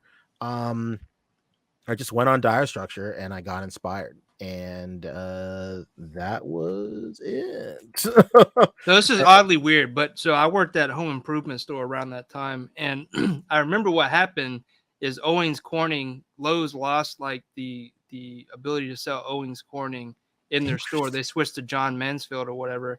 So at that point in time, like there was like this huge like I guess shrinkage of, shortage of this pink foam. Wow. Holy cow. So the true origin stories. I'm learning just as much as you. That's incredible. Yeah, like I couldn't believe that there was just none of this stuff here. Like, surely homes need to be insulated, right? Like, right. Because like I remember I was talking to people, I was like, I can't find it anywhere. They're like, well, it's pretty hot in South Carolina, so maybe they just don't sell it. And I was like, I don't think so, man. This isn't a situation where this isn't quite the same as like how they don't install air conditioning in houses up north. Like, this is like, you need insulation in your house. Like, right. Not only does it keep the heat in, it keeps the cool in. Exactly. Like, there are laws. You need this. But yeah, like I hand carved all of this with like I don't know, some box cutter or whatever. Yeah, I was gonna ask how you did the texture. Yeah, so it's so the cuts are with a box cutter. The texture, big shout out to this rock I found in my parking lot. The Rock, Dwayne Johnson. Exactly. So I got a little help from Dwayne, and then a little help from a actual rock. And I think I actually went outside and I just put it upside down and I just stepped on it. And like I just like smushed the impression of the concrete into this thing. So that was it. This was like a very learning. It was like a very interesting learning experience for sure. I still have this till today, and I use it till today. I used it in, I think, a shot from like 3 or 4 days ago where it's Spider-Man and Frogman. Yeah. So yeah, it still gets some use. I was trying to go for like it, like in the back, like kind of like a crater type deal. This is like even before Tamashi put out their crater effect. So I was like, oh, I'll do a crater out of 1/2-inch foam. Cool. Like no depth whatsoever. So yeah, man. It was definitely a very good learning experience for sure. Yeah, it's Then, very cool to learn like the impressions and like what you can do with foam because through my journey I realized like clay tools, right? Clay tools are really yes. cool for foam, especially like the 2-inch foam because it's softer. So Mhm. that's when I realized I can do bricks with like these foam rollers that are sold for, clay that you can just buy the file for on Etsy and you can scale it up and down on your printer and then make big bricks, small bricks. So all you gotta do is print the tool. So it's really cool. Just the learning process with foam, right? Getting to know that product. Yeah, man. That stuff is like super cool. I love just like diving headfirst into stuff I know absolutely nothing about and just seeing how far I can go. Yeah, the learning is the fun part, right? It is the really fun part. Because that's when all the discovery happens, right? True. I think like this might be a little bit of a hot take. I think it's even funner when people like don't have a lot of trust in you, or like or like when they doubt you and stuff. Like Oh, the famously, underdog. Okay. yeah, like famously, like when I was cosplaying, um, it was like 3 days before a con, and like I knew I wanted to do Saiyan armor, Uh-huh. so I bought like all this EVA foam and stuff to make like Saiyan armor. And then like my wife and my sister are all like, "Hey man, we love you, but like it's 3 days before this thing, and like I think it's about time you just kind of face reality and just admit that it's probably not going to happen. Like you should probably change your cosplay lineup or just think of something else." And then that doubt alone powered me through the next 48 hours, and I just stayed up making this armor, and like it turned out pretty great. And like the best reward of all was seeing that dumb look on my sister's face.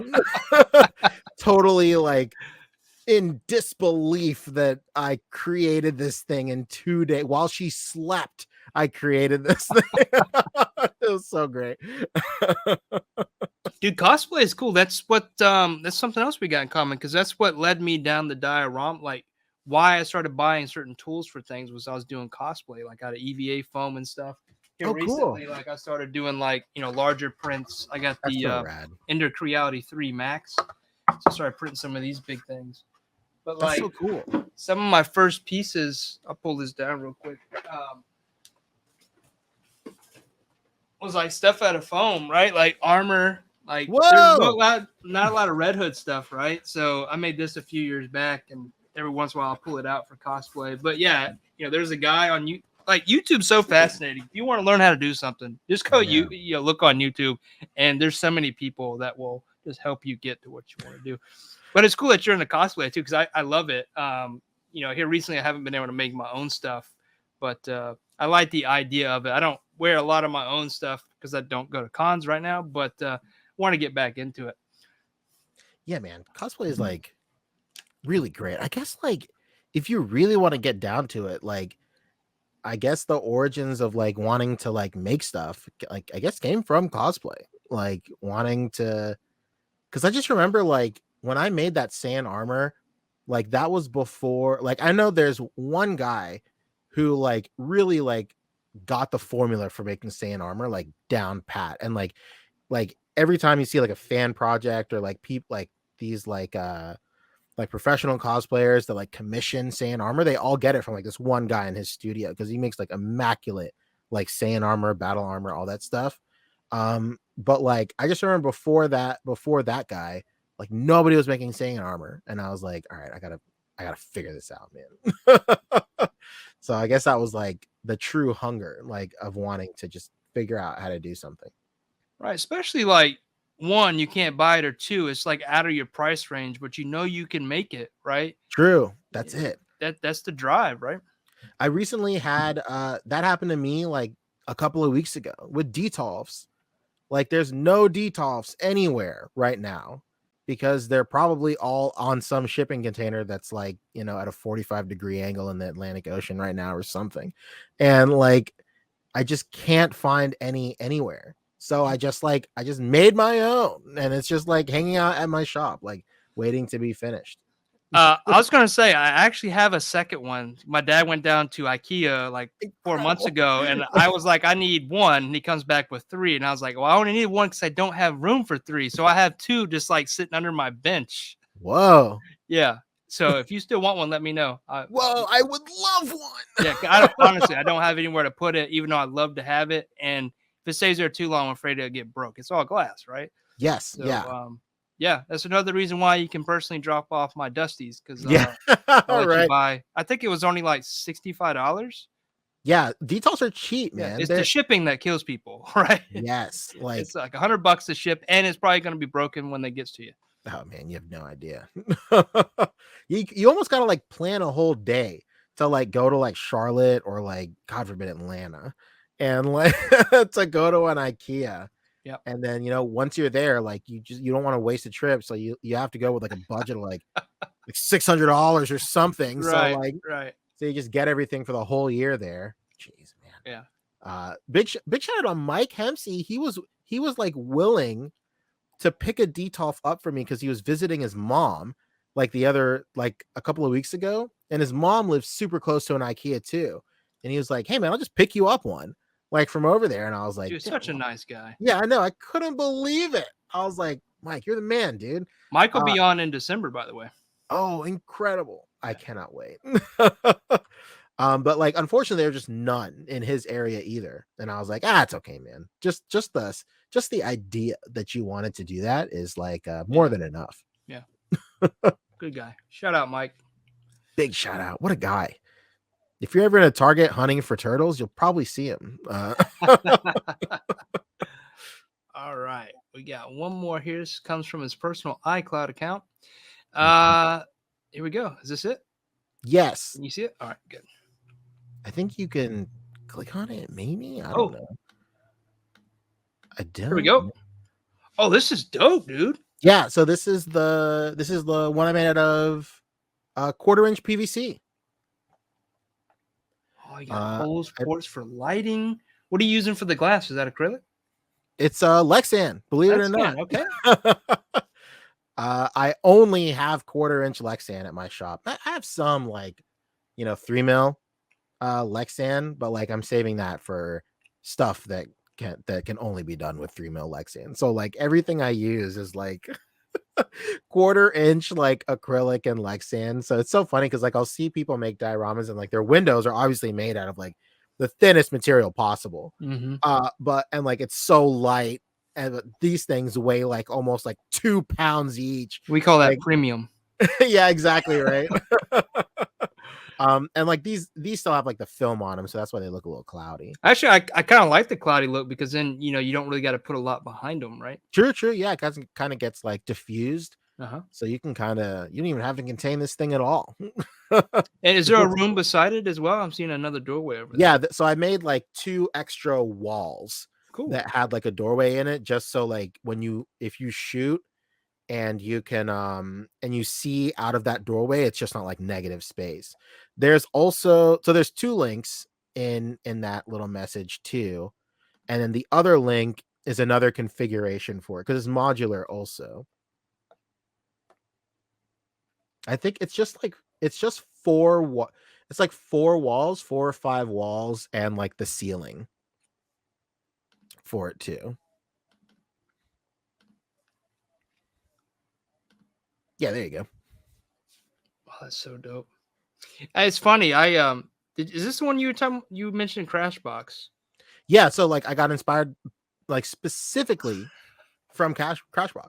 Yeah, I think I made I was doing a this is when the Kingpin was last December. I was doing a corner office for Kingpin, and I did this style out of PVC, and I think I got it from watching like the amazing like showing off exactly with the elevator that Crashbox is a huge inspiration for me, by the way, so shout out for sure.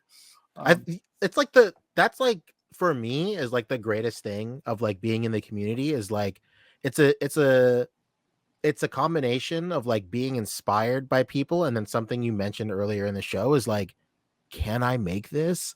And then so like it's a mixture between that. That's like the perfect combination. Like, because I remember I was watching his stuff, I was watching Darius's review, and I was like, man, this diorama looks so cool. And I'm like, wait a second, I have access to a CNC. Like, I'm pretty sure I can make this. Can I make this? So like I just drew it up one day, and here it is in my house. Like like the next day. I will say your cuts look a lot cleaner than mine came out without sanding. Oh yeah, I think like I have an army of new bits also. Like we always yeah, I did not use a specific like PVC bit, which I probably should. So all my work goes into sanding. Yeah, like that's one of the things for me. Like we invest a lot into like new bits pretty often too, especially if we're cutting like pretty like high detailed stuff to where like you know, we just there's not enough like money in the budget to spend like on like the man hours required to like sand and finish everything. Right. So you know, we'll eat the $35 on a new bit to save on, you know, 12 hours of sanding. I think it'll be okay. And that's still, you know, just talking about bits for a second, that's still, you know, a medium tier bit. They have bits that are like 75, 60, True. $80, you know. It's crazy. Yeah. I think, yeah, because like the $35 bit is like a universal type bit. For all you bit heads out there, 65-012, my bread and butter. Might have to write that one down. I'll cut anything from PVC to acrylic, and why not maybe some thin aluminum? Why not? Oh wow. Okay. And as long as you have a new bit, like the cut is very clean. It's very nice. It's just a very universal one. So like that's what I usually use. 65-012 from Onsrud, I think. I got all my stuff from Polymer Shapes up in Somerville. So okay. I didn't know there's a place so you can actually go in there and pick out your bit in hand. Yeah, it's pretty nice. I need to go check them out. Pretty great. There's a lot. I mean, like working in like the field that I work in, like you get to know like the local players of like material and, you know, tools like this and whatnot. So that's pretty cool too. Yeah, because like you're not going to find what you need at Lowe's or Home Depot or anything like that. You got to find a specialty shop, and I've not done my research. And you know, if one breaks, you know, you don't have it on hand, you got to wait for Amazon to ship it or wherever you're getting it from. So yeah, it's a huge bummer. Man. Yeah, well, that's dope, dude. Definitely, thanks for letting the show it off. I did not know this side of you, by the way. That's very cool to see that, especially on Diorama Talk. So thank you very much. Yeah, man, I had to dig out these old dioramas out of the catacombs. Like, I knew I was coming on here. I was like, I can't show up to a place called Diorama Talk and not bring out some dioramas that I made. Hey, it's much appreciated. You know, really was just to highlight you, you know, who you are, not just the things, you know, that we may not all know you for, but, you know, that photography and little dusties and those acrylics, right? But it's cool to be able to see that you have your hand in dioramas. You know, I started out the conversation talking about, you know, your depth of artistry, right? And here we go, peeling it back and going even further, right? So that's cool. Real cool. So we're coming up on the 2-hour mark. You know, I know we wanted to, you know, stay around 2 hours. So, dude, it's been a blast. And 2 hours goes by so quick. And I know, right? There's so much more to cover. And what I'm going to put you on the spot to do is ask you one question here. And this is a question that Marcus Yee, he's a huge supporter of the show. He's in every week. He asked this like second episode of season 2, and it was such a great question. I was like, I'm gonna ask everybody that comes on the show, whether they're an artist or not, this question, because it's so relevant to Diorama Talk. So if you were to make one diorama, or if there was one diorama that best represents you or your personality or art style, what scene would that be? Let's go. It would be kind of like a Neo Japan type thing. Like little like little like bits of like cyberpunk in there. Not necessarily like immaculately clean, but just like dirty enough to where it looks like a little lived in for sure. Multiple black washes. Absolutely. I'd love to get like incorporate some sort of like LED wire in there, kind of do like some like play on like neon lights or whatever. Just like a street scene with like maybe like a couple of vendors here or there, maybe like a ramen shop in there, like adjacent to like a large building. Could be whatever you want, pharmaceuticals, strip club, whatever. Red light district, that's where we're at. That's it. Yeah. Basically, if you were to, I guess, pick out the best version of a cyberpunk scene from Cyberpunk 2077 and then just like throw a Japanese filter on it. Maybe. I'd love to have something like that. That would be like super sick. And then I'd love to make one. Why not? Let's go. Oh yeah. I'm gonna take this one a little further. So in this one you described, how big do you think this diorama would be? It would have to be so like this. We're getting like dream diorama territory. So it would have to be like modular, right? To where like overall, I guess you could make it like ideally, maybe 2 or even 3 feet wide if you really wanted to. My favorite thing about like ACBA and toy photography is when people are able to build like immense depth of a scene. So like it would have to be like a really crazy long diorama, but modular enough to where if you wanted, you can take a piece out of it and throw it in a D12, or maybe even throw it and like and just like even get like 2 shelves out of it or something like that. That'd be dope. Yeah, so that's my dream diorama, a modular thing that can go into a D12 or like be crazy long so you can hit it, so you can like shoot it at an angle and like get like a really great sense of like depth. All right. That's it. That's awesome, dude. That's probably one of the most detailed I've heard so far. Oh, wow. Yeah, I love it. I love it. Because I felt like I was looking at it when you were talking about it. So that's awesome. Nice. Thank you, man. What a great question. Big shout out to that guy. Yeah, Marcus G, thank you very much. He's actually won a few figures. So I try to give away a figure every episode. I've teamed up with Toy Maestro, which I failed to mention, but now that we're towards the end of the show, we should probably talk about the things we should talk about.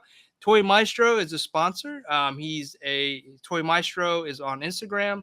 His information will be in the description below for you guys catching this Saturday. But he was awesome enough to deliver a figure every week. Last week we gave away this black figure series, Whoa, Star Wars figure. This week the box is empty, guys. I'm sorry. There will not be an action figure giveaway, but when I return the first week in November, we'll make sure we get 2 figures out for the giveaway. So far this year, I talked about it last episode. Season 1 and Season 2 have been a part of 2022. Together, working with him, we've given away over 35 figures. I did a reunion show. We gave away 10 figures away in one night. So we do a lot to support the channel, bring people here. And, they have to be a part of the live, right? So I really want that interaction between us, the artists, and the people that are joining to build that community. And that's what it's for, is to just entice people to come. Also, I'm still a small YouTube channel growing. So to help, get to that, YouTube wants us to be at that 1,000 subscriber mark to do all these extra things. So I put out these couple of milestones. At 750, I'm giving away this box of just tools that me and 796 Studios Mario have put together for, a diorama, whether they're a beginner, an intermediary, but a bunch of cool hand toys that I'll give away at 750.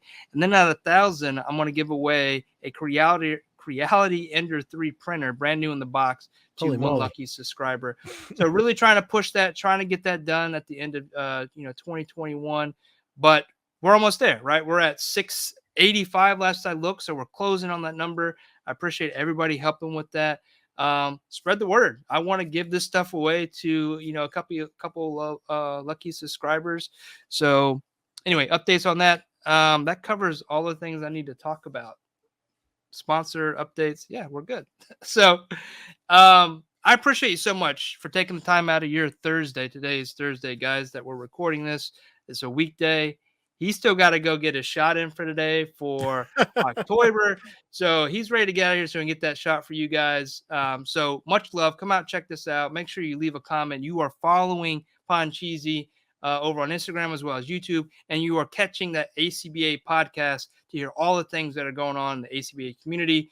Actually, I think Fabio is on tonight with Toying Around, isn't he? He sure is. We're everywhere, baby. We're every corner of the community. So we want to catch that too. So anyway, so to close this out, tell everybody how they can find you if they want to reach out to you, or if they want to buy in those little dusties, how they can get in touch with you. For sure. You can follow me on Instagram at PanCheezey, PanCheezey, baby.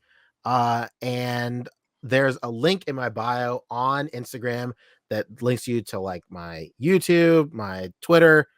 Pretty sure there's a dead link to Vine in there somewhere.